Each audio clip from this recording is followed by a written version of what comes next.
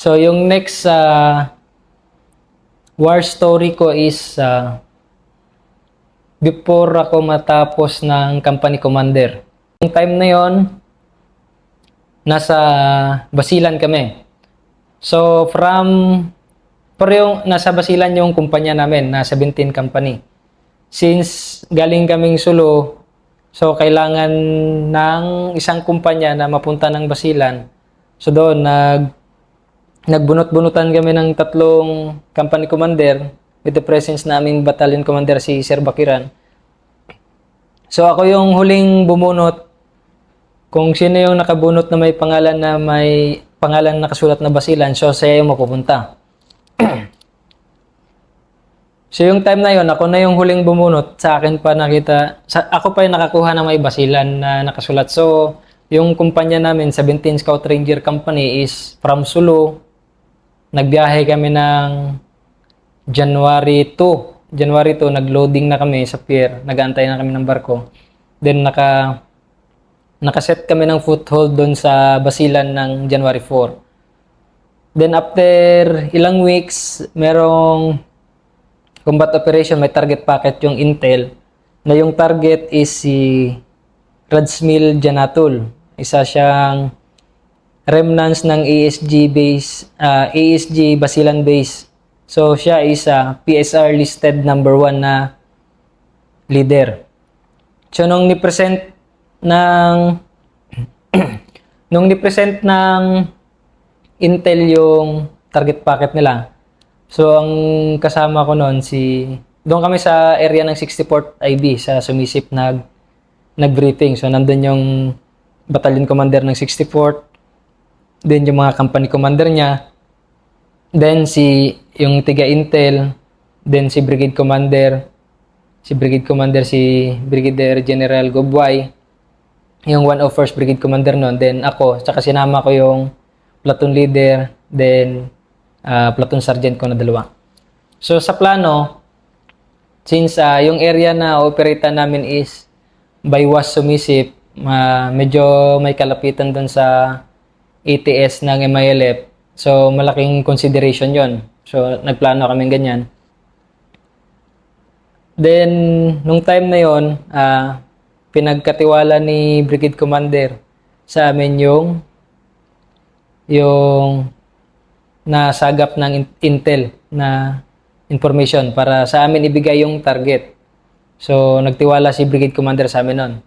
So 18 March yung planning namin. Then a few hours lang, prepare kami, natimbrihan ko, nabigyan ko na ng warning order yung tropa.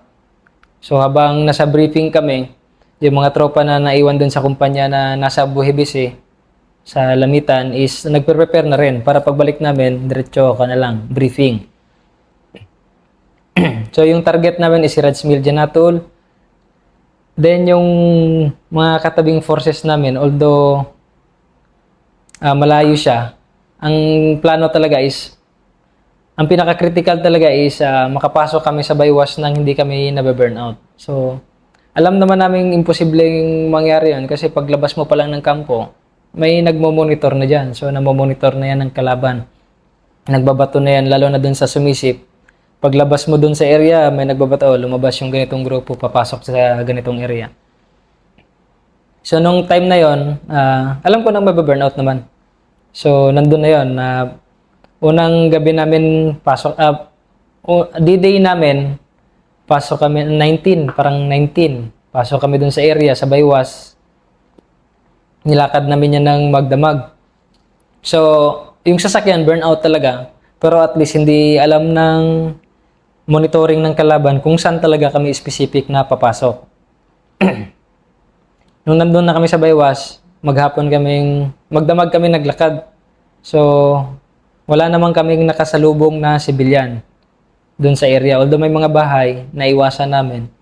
Then, yung tiga Intel sa akin tumatawag, nagpipid ng information kung saan na yung kalaban.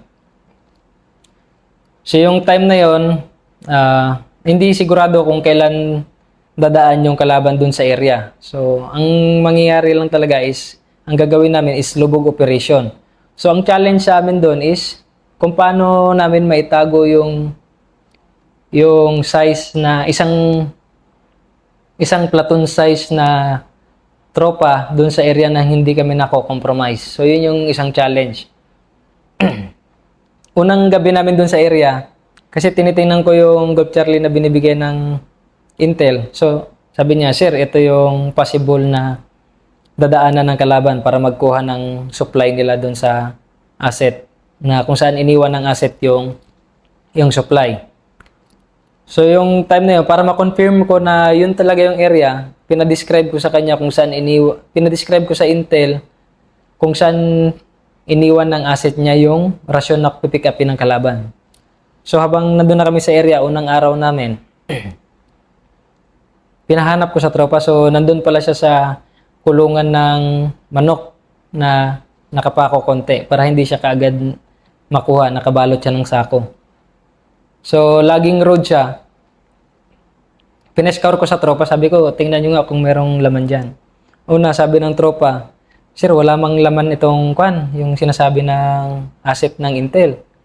So, yung time na yon, sabi ko, sige, tingnan ko nga, baba ko dyan. Nung pagbaba ko, tinutusok-tusok ko yung sa may kulungan ng manok. So, nandun nga, sabi ko, positive, nandyan yung rasyon na kukunin nila. Sabi ko sa tropa, yung dinaanan natin na mag-clear dito kasi tag-ulan, is isang pag umakyat tayo pabalik sa pwesto natin, isang dadaanan lang para yung tracklist hindi masyado makita sa iba-ibang lugar. Din pinapabura ko yung mga tracklist ng mga apak ng tropa para hindi masyado burnout. So yun na nga, unang gabi nagantay kami doon, talagang nakalubog lang kami. Yung distance namin sa pinag-iwanan ng rasyon doon sa may laging road is nasa 10 to 15 meters lang. 10 to 15 meters. Medyo elevated lang siya ng konti. Mga 5 meters siguro na elevation niya galing doon sa may laging road.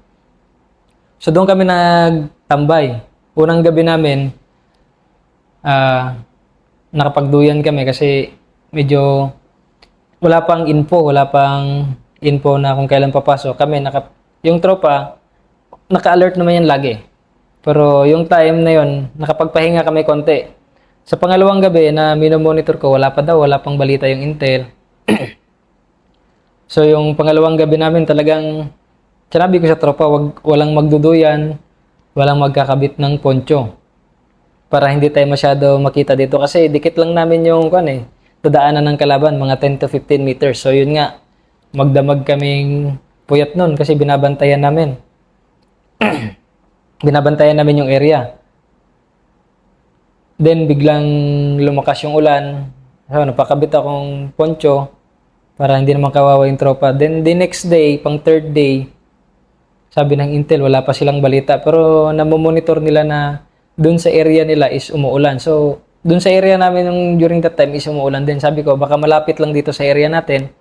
So, sinabihan ko yung tropa na kung saan kayo nakapwesto, dyan na. Wala nang palakad-lakad kung saan nagpupunta makipagkwentuhan.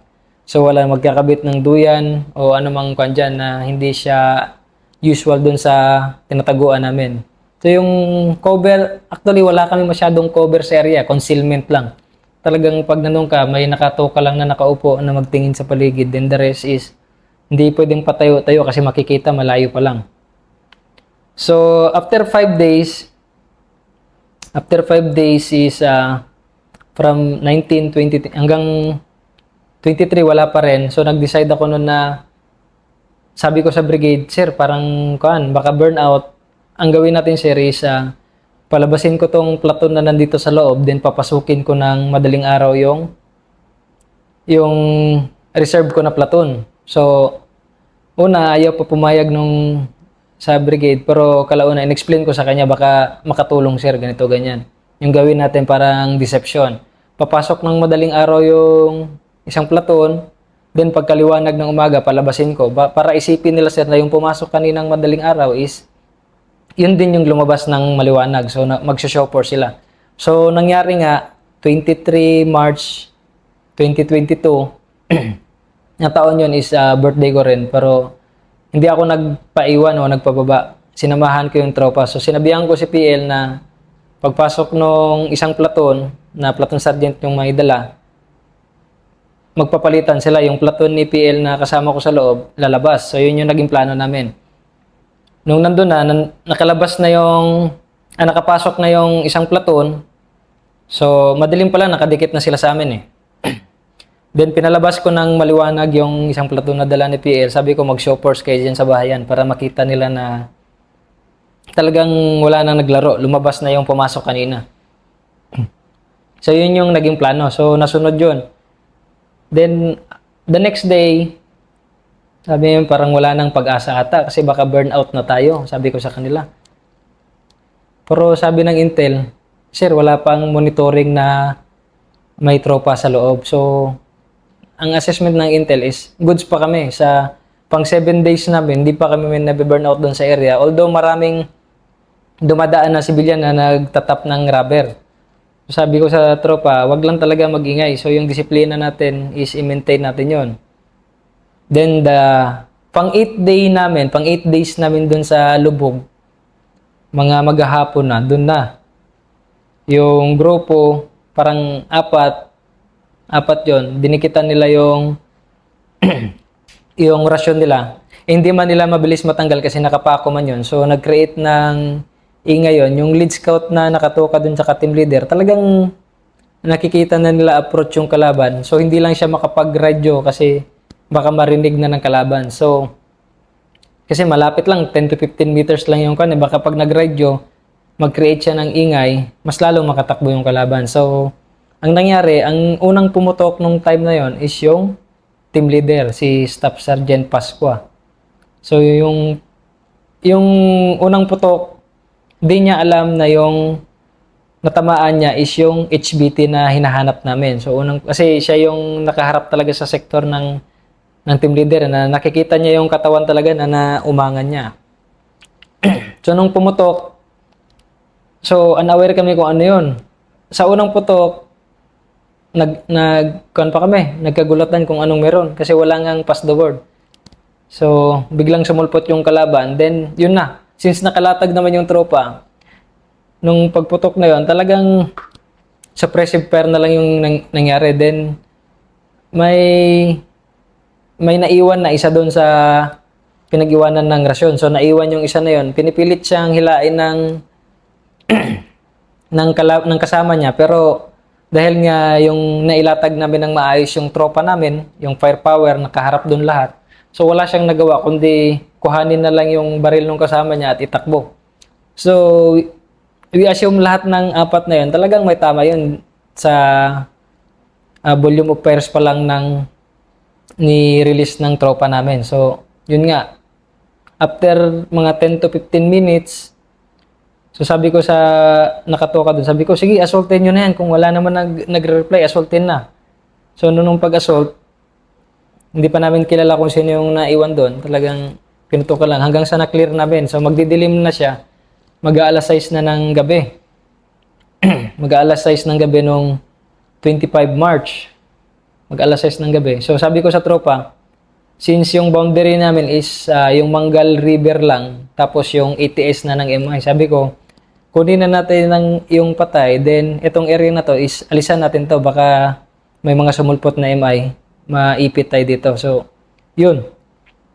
Kinuha namin yung patay, nag-reposition kami sa area, dala-dala yung body count na kalaban, nag-reposition kami kung saan na habang nag-aantay kami ng guidance ng taas kay Brigade Commander. So, tinatawagan ko sila, na ganito nangyari na enkwentro. Pinapa-identify nila sa amin kung sino yung nakuha. Sabi ko, sir, hindi ko man kilala to. Kasi yung pinakita nila sa picture ng Intel dun sa briefing is malayo na dun sa actual na tao. Parang ang tingin namin dun sa tao sa briefing is malaking tao siya, pero yung na-body count ng tropa is maliit na tao lang pala, which is yung PSR listed number 1 na si Radsmil Janatul. So yung time na yun, naghingi ako ng clearance kay Brigade Commander na, sir, ibaba muna namin tong kalaban na nakuha. Then, ipa-identify na lang namin, sir, kung sino nakakilala dito. Ipasa namin sa 64th IB, which is dumikit naman sila in between dun sa may crossing bypass. So sila yung sumalo doon, then bumalik kami sa area para i-clear yung area na encounter site, lalo na doon sa may ilog. So yung nakuha namin noon is PSR listed number 1 na leader si Reg Milljanatul. Then nung makalipas na ilang araw, may intel reports na may ilan pa yung na-wounded na natuluyan din na hindi mahanap na naiwan daw sa ilog. So yun yung ini-scour namin, pero hindi na namin nakita yung sinasabi nila na yun. So na-confirm naman yun na dalawa yung nakuha, isang leader tsaka isang member. So during that time, ang nakikita ko is kung ano yung sasabihin mo sa tropa na gusto mong mangyari, dapat ikaw i-implement mo rin yun. Parang magsiset ka ng example tulad nung disiplina sa area ko. Kasi kung sa 8 days lubog operations na yan, kung walang disiplina, walang disiplina yung ranger, malabong dadaan yung kalaban doon kasi alam nilang burnout kami. Kasi may mga civilian nga pumupunta doon eh. So yun yung kagandahan doon sa 17 company, talagang napaka-disiplinado ng mga tropa natin. Kung ano yung sinabi ng isang leader, yun din yung gagawin niya. As long as yung leader na nagsabi is papanindigan niya rin yung sinabi niya. Hindi yung sinabi mong ganitong bawal pero ikaw yung gumagawa ng violation, parang ganon. So as a leader, malaking bagay na ikaw yung magsiset ng example. Kasi kung ano yung nakikita ng tropa, yan yung gagawin nila. So malaking impact yun, yung disiplina namin sa bundok, sa 8 days lubog operations. Maraming civilian na dumadaan sa area pero hindi kami na burnout. So yun yung isa sa pinaka proud ko sa tropa, yung disiplina pagdating sa operations. So yun yung second war story ko na hindi ko makakalimutan before ako nag-graduate ng company commander. Then para sa mga future leaders natin, kayang-kaya nyong i-guide, motivate yung tropa nyo. Para sa mga bagong tenyente, kayang-kaya nyo yan. Tingnan nyo lang tingnan nyo rin yung mga actions ng tropa. I-correct natin yung mga maliliit na bagay para pagdating ng araw, hindi na yun paulit-ulit na nangyayari na mga violations, kung ano man yung mga maling ginawa. Yung tama, yung i-implement natin, then i-share natin, ituro natin sa tropa kung ano yung magandang gawin. So, yun lang para sa war story ko. Meron akong dalawa na hindi ko makakalimutan. Then yung 13, nakasama ko yung 13 Scout Ranger Company, which is later naging 17 Scout Ranger Company. So yun lang po sir, salamat.